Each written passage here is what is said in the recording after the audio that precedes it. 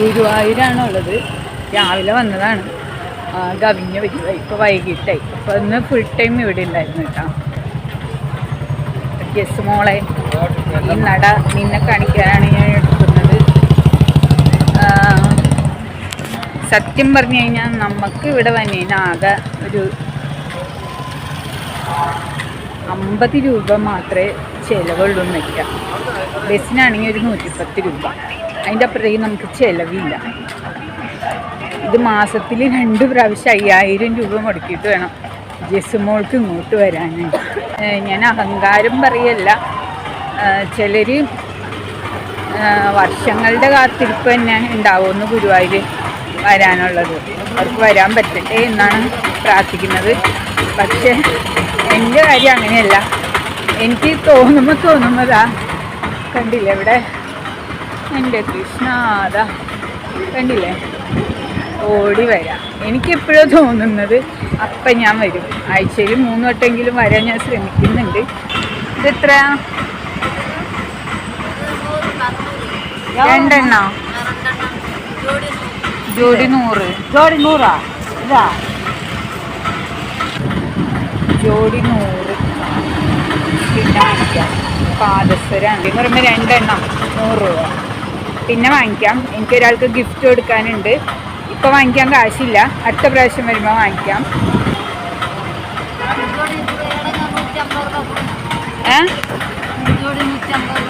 അപ്പം 2 ജോഡി എടുക്കുകയാണെങ്കിൽ 150 രൂപ കൊടുത്താൽ മതി. അപ്പം നെക്സ്റ്റ് ടൈം വാങ്ങിക്കാം. ഇപ്പം എൻ്റെ അടുത്ത് പൈസ കുറവാണ്, അതുകൊണ്ടാണ് ഞാൻ വാങ്ങിക്കാത്തത്. എനിക്കൊരു പെൺകുട്ടിക്ക് ഗിഫ്റ്റ് കൊടുക്കാനുണ്ട്.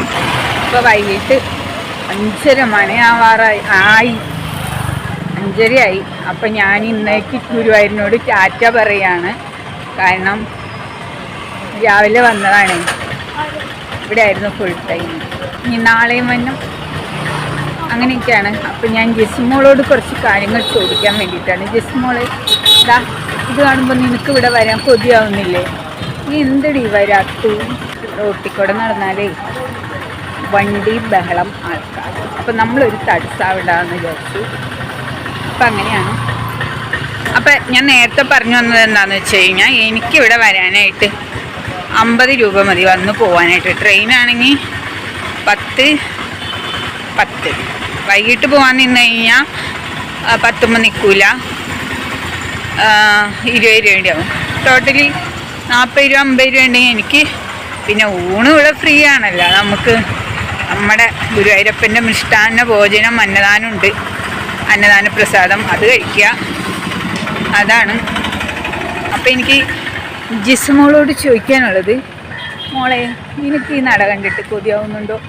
ഞാൻ അഹങ്കാരം പറയുകയാണെന്ന് നീ വിചാരിക്കരുത്. എനിക്ക് തോന്നുമ്പോൾ ഇതാ ഇങ്ങോട്ട് ഓടി വരാം. പക്ഷേ നീയും ആൾക്കാരെ വെല്ലുവിളിക്കാറുണ്ടല്ലോ.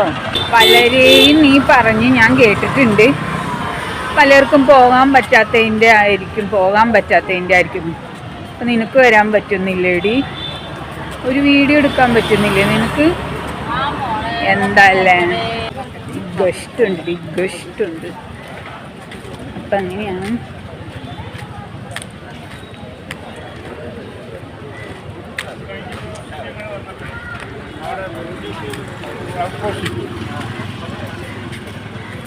അപ്പോൾ നമ്മുടെ ജെസ്മോളും കാണാനായിട്ടും ആടിക്കളിച്ച സ്ഥലങ്ങളാണ്. ഇപ്പം കളിയുമില്ല, ഒന്നുമില്ല, ഒക്കെ മറന്നുപോയ മട്ടാണ്. ഗുരുവായൂരമ്പലം നീ മറന്നോ? നമ്മുടെ ജെസ്മോളെ കാണാരേട്ടനെയും കൂട്ടി നീ വന്നിട്ടോ? ഇതണ്ട, നീ തുള്ളിക്കളിച്ച മഞ്ജുളാലിൻ്റെ അവിടെയാണ് ഇപ്പം ഞാൻ നിൽക്കുന്നത്.